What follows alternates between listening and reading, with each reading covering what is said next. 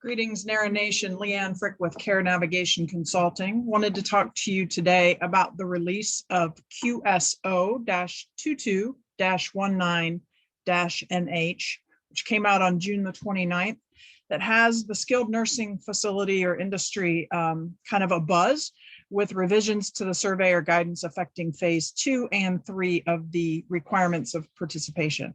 So a quick trip down memory lane. Back in October of 2016, CMS issued a final rule titled Medicare and Medicaid Programs, Reform of Requirements for Long-Term Care Facilities, which significantly revised the requirements that long-term care facilities must meet in order to participate in the Medicare and Medicaid programs.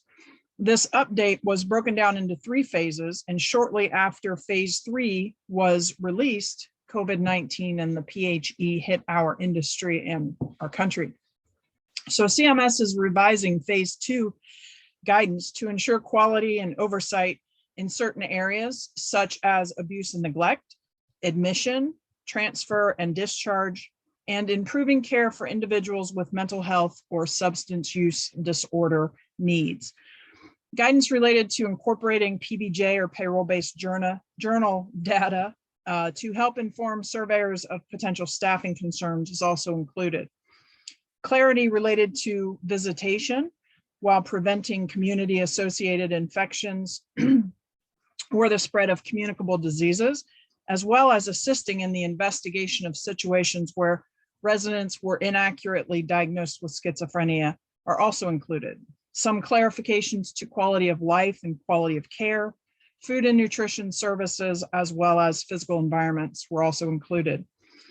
In addition, CMS is providing guidance on implementing the requirements for phase 3, which includes the requirement for all facilities to have an infection preventionist, as highlighted by the COVID-19 pandemic.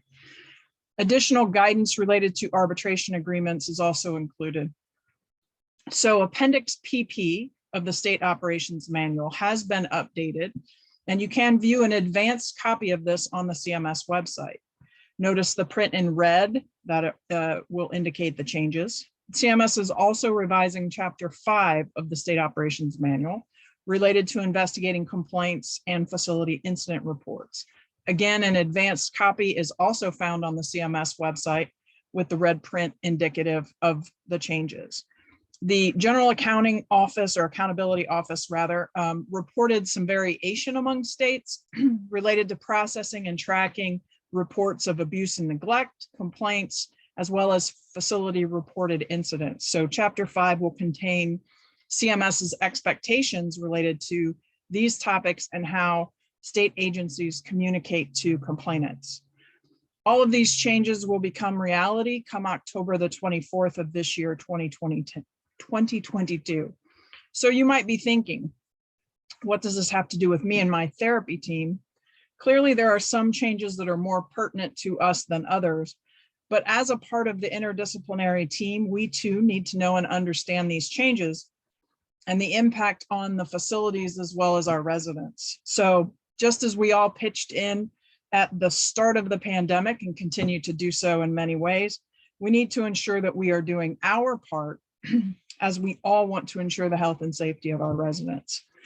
Training on all of this can be found in the Quality, Safety and Education portal that CMS sponsors.